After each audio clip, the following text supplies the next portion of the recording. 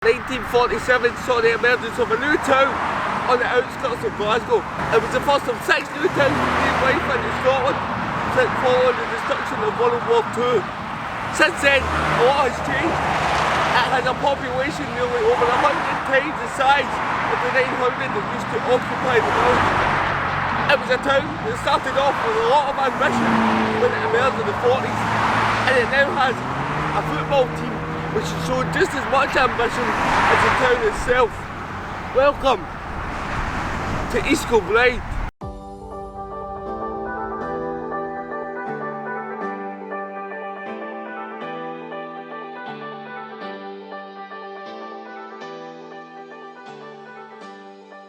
I'm of course talking about EKFC, founded in 2010. It was actually an idea of former Celtic star John Hartson, who lived in the area, and it's backed by James Keane and Ian King. The club, as I say, founded in 2010, and within 3 years they were elected to the Lowland League, and in that 3 years they've had a couple of occasions where they could have been promoted. The last one that people may remember is they narrowly lost out to Cove Rangers in 2019. That could all be about to change this year though. A 2-1 win in the Lowland League against Celtic B on Friday night sees Kevin Rutkiewicz side. Kevin Rutkiewicz, by the way, whose family moved here just after World War II from Poland.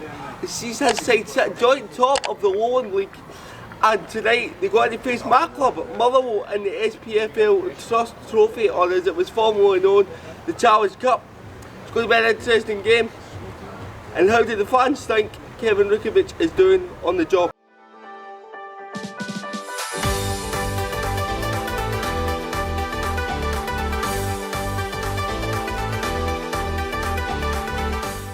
So I'm joined here by my good mate Sully, Stephen Sullivan. How you doing, mate? You alright? Bad, mate, yourself? Aye, good mate, looking forward to the game. So just first of all, when did you start coming to K Park regularly? Regularly, it was about 3 years ago. First game I think was with yourself, very first game, years back. Oh aye, when we came years ago, it was freezing that night, wasn't it? Then regularly since about 2019, come with the wife and the kids, and home and away. So apart from attending a game with myself, what's your fondest memory of following East Kilbirde? I would like to say they play a final, but I didn't go to the level. Probably say it was last week. Olivia was mascot, the wee girl was mascot for the Rangers B game. Seeing her walk at the pitch with the team was pretty... Proud moment? I had a tear in my eye, mate. Ah, good stuff. So is it stuff like that makes following a club like EK so special? The bit of access that you get? No, definitely, aye. It just feels more like a family now. Definitely, like we come here and everybody knows your name. And you get to know everybody around the club, and you sit and talk about them day in, day out. It's a better experience, you feel more part of it, you're just a number. Obviously I know last year we were disappointed to see the manager let go. Am I right in saying that? I'd say aye. So obviously he's made a flying start to the season. What do you make of the job Kevin Rutkiewicz is doing? He's happy. I love him, mate. Yeah, I think we've got after a good start. He's brought in some really good players. With 5 games, 5 tough games to start off.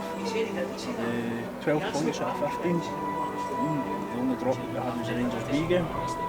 And I'm quite happy with it so far, and hopefully it continues. Last couple of questions. Where do you see Kilby in 5 years? Oh, that's a dangerous question. 5 years. To be reasonable now. I know what you want to say given your online post to be So Champions League's not an answer. No, it's not an answer, mate. It's not Football Manager we're playing units. I like to see as high up the league as possible. So within the SPFL Within the system? SPFL, aye. Good. I think it's coming, definitely coming. I think so as well. I'm hearing planning permission for the stadium in Lowland, so Aye. hopefully you can get that sorted soon. And then finally, a score prediction for the night. It's going to upset me here. I mean, your Motherwell are used to taking a beating, so I'll go 2-0 EK, mate. Right, I said in the interview, I don't want to speak to him after that, but no, cheers Silly, thanks.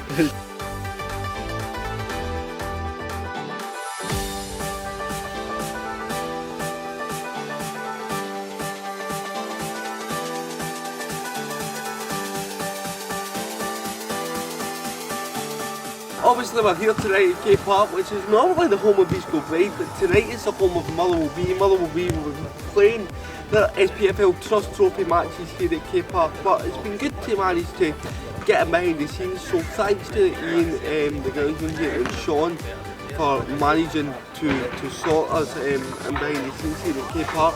But as I say, we're looking forward to this game, as I think the competition has a purpose. And we've seen that in the past. Motherwell B have done well. We've beaten a team that you might recognise, the Sligo Rovers. Their B team beating 2-0 in 2018. A team that included the likes of Barry Maguire, James Scott, Jake Hasty and a certain David Turnbull. We beat them 2-0, I think it was the first part that day. So, yep, I'm looking forward to seeing if the B team will play, hopefully with a wee bit more freedom, a wee bit more expansion than what we have seen in recent times from the Motherwell A squad, if you like. But no, it's a game that I'm really looking forward to.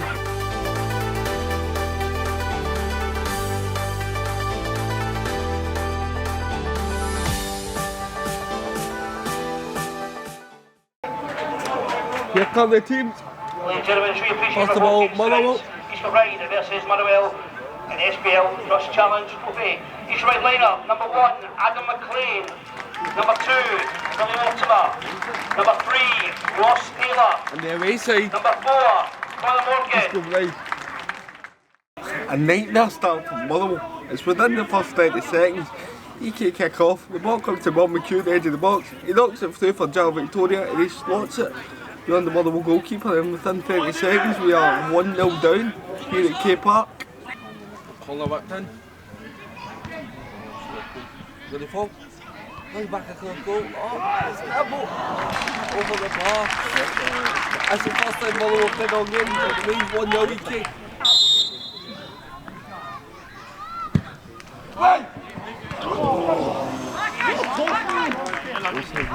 EK almost make it 2 from a free kick. It's whipped in and Bronski finds himself unmarked in the middle of the 6-yard box. Doesn't quite get the connection he would want with the header and it goes wide. I mean, Motherwell played okay in spells. I just think there's times where EK are finding the gaps in between their midfield and defence and they're being allowed to turn and then exploit through balls and get runners in behind, so that's something that we need to rectify, but we're doing enough on the ball. As a shot comes in and it's saved well by the EK goalkeeper and it's cleared, but it remains 1-0 EK.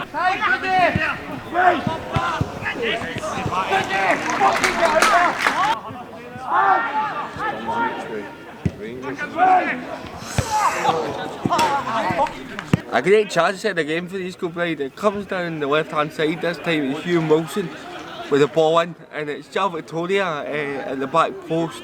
You just can't quite get the height on the jump to get the header towards goal, but I tell you what, Victoria is causing this Motherwell defence all manner of problems with his skill, his trickery. He's somebody that when the team lines were ready, I don't recognise a lot of these EK players, obviously Bob McHugh and John Page in the squad as well, but Victoria is one that I've known because he had a few good performances in the Scottish Cup last year for East Kilbride, and he's certainly shown that tonight. He's been a thorn in the Motherwell side all game. Motherwell start to have a go now and we get a corner and there's plenty of height in the squad of Ronan Hughes and David Devine, and it's David Devine who gets on the end of the corner. He tries to head it back across goal, but there's no one at the back post waiting for what would be a tap in. It's good to see though David Devine back playing again after injury. Motherwell starting to play a wee bit better now.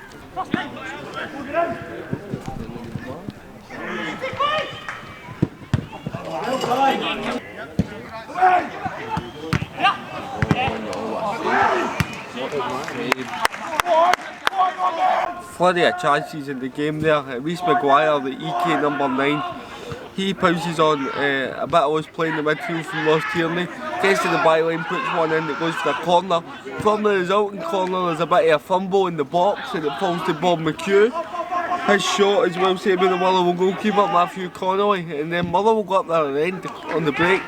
When it comes to Ross Tierney on the left, that's who we're going making him a bit far away. And he hits the shot, tries to bend it in the far corner, but it just goes wide of the post. But the game opening up a wee bit there. I think there's about 15 to go to half time, I'd say, and it's still 1-0 East Kilbride. Half time here at K Park. Home side Motherwell 0, away side EK 1. And it was the away side that found himself in the lead after 30 seconds. The ball comes to Bobby Q, the edge of the box. He slips in Joao Victoria and he hammers his shot beyond Motherwell goalkeeper Matty Connolly. I think EK have thoroughly merited the 1-0 lead at half time. They've had a couple of chances through Bronski and Victoria, but that's not to say that Motherwell haven't played decent stuff as well. There was a chance for Divine at the back post, and Tierney curled an effort just wide. So you may notice that the camera's cut out at the end of the first half there. We were working with the Canon. I'm still waiting on my new GoPro coming. Hopefully that'll be here tomorrow. It was supposed to be here today in time for the game, but hopefully it will come tomorrow. So I'll just give you my recap on the second half. I thought Motherwell played much better in the second half. We get Ross Tierney on the ball a lot more. He played a lot of the first half out on the wing, and in the second half he kind of had drifted in between the pockets between midfield and defence and picked up the ball and started running at East Kilbride defenders, much like we've seen him do for the first team. And yeah, that was good. Young Keane Spears got on the ball a lot more. He looked very, very comfortable and confident on the ball. And I thought our delivery from set pieces was great. How we never managed to get someone on the end of some of them was mystifying to me. I mean, I'm used to the first team taking corners sometimes and they can't even beat the first man, but I thought tonight every single one of the corners was a great delivery, and I don't know how we never scored for one. But no, second half, it created chances, forced the EK goalkeeper into a good save from a free kick.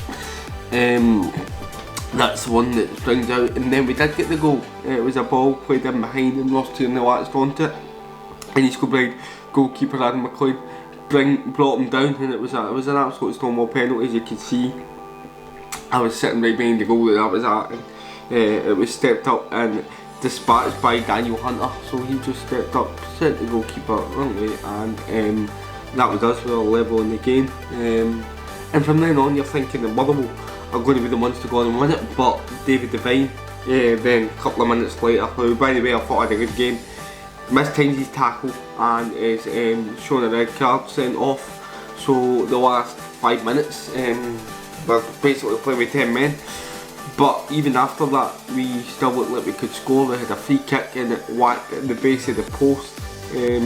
Ross Tierney got in behind as well, but he just couldn't get his shot away.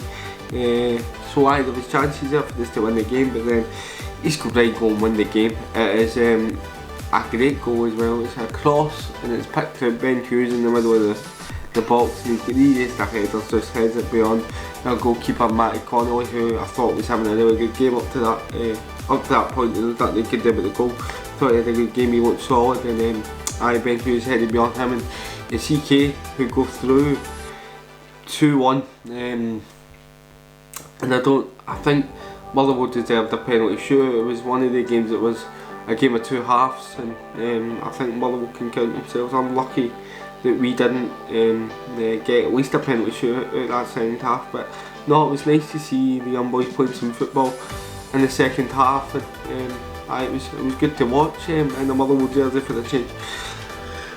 But I'm going to rate the facilities at K Park. Obviously it is East Kilbride Stadium, but Motherwell were the home team tonight. I'm not going to score it on atmosphere, so I'm going to score the opposition. I'm going to score the facilities and the view, so we'll just put that down as facilities, and I'm also going to score the referee's performance. So three things that we're scoring. First of all, we'll start off with the facilities. Listen, EK don't have much to work with there. That K Park Training Academy is a temporary base for the guys there. I think they're looking to build a stadium up in Lowland. But in terms of the facility itself, it was good to manage to get access inside and stuff like that. So as I said, the vlog, thanks to Ian and Sean at EK for that. I think what they do well is they try to work with what they've got. I mean, they put the disabled fans behind the goal so that they've got a good view as they can get of the game. And they do what they can for us, and there's toilets there for us as well, which I didn't manage to get footage of, but there's toilets there for disabled folk if needed, which is good. And I think, as I say, they work with what they've got. It's not perfect, it's not the best view I've had at a game of football, but I'm going to give it a 7 out of 10 just because I don't really know what much more they can do with that facility. I mean, they could maybe I don't know if they can maybe even put a wee platform at the side, on the other side where the benches are, and get them on their own platform. But these clubs don't have a lot of money, so I'm trying to think of where they could put it. They have to put seats for disabled spaces in the main stand as well, was something that Ian told me. So they're trying to do what they can. So 7 out of 10. It still wasn't the best view, but that's no fault of EK, because you've got that net behind the goal. It kind of a structured view. It was kind of difficult when the ball was down the other end for me to tell who was shooting or who was heading it. So I tried to do my best that I could for that with team, but again, I'll say it one more time, no fault of EK, 7 out of 10. We go on now to the opposition performance. I think they'll be quite disappointed in their second half performance. I mean, Victoria did have a couple of shots from distance in the second half, but they were really troubled. Matty Connolly and goals from Motherwell until they scored. So it was a performance of two halves. Again, them a 6 and again, I'm going to give them just edging towards a 7, because after the goal in the first half, when they got after 30 seconds, they still did great after that, and there wasn't much in the second half, but they still managed to get through. So I think you've got to give East Kilbride a 7 out of 10 as well. And I thought the ref was really good actually. The referee, I don't think David Devinkin had any complaints on his red card. I think it was sending off. I'm not sure if it was the same booking. I think it was a second booking, whether it's a straight red I don't know, but if it's a second booking then he deserves it, because he mistimed his tackle and he did go in with a bit of force. So I thought the ref had a really good game, and I'm going to give the referee a 9 out of 10 because he gets the red card decision right for me, and he gets the penalty decision for Motherwell spot on as well. So yeah, 9 out of 10. I thought he had a really good game. That brings us to a total of 23 out of 30 for the experience at East Kilbride. So I'll say it one more time, thank you again to the guys there at EK. I know it was a Motherwell vlog, but I thought that we would put more of the focus on East Kilbride for the vlog today, because he's already know enough about Motherwell anyway. But so the focus was on EK. Hope you enjoyed the vlog. Thought we had to get one in because I kind of sick of keeping waiting a GoPro coming, so we tried to do it best we can. Sorry we never got the second half, but thanks for watching. Don't forget to leave a like and subscribe, and we'll be off to Aberdeen Saturday. Cheers guys.